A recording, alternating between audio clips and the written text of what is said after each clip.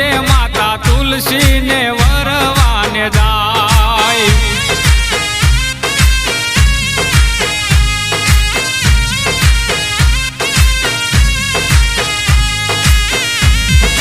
હે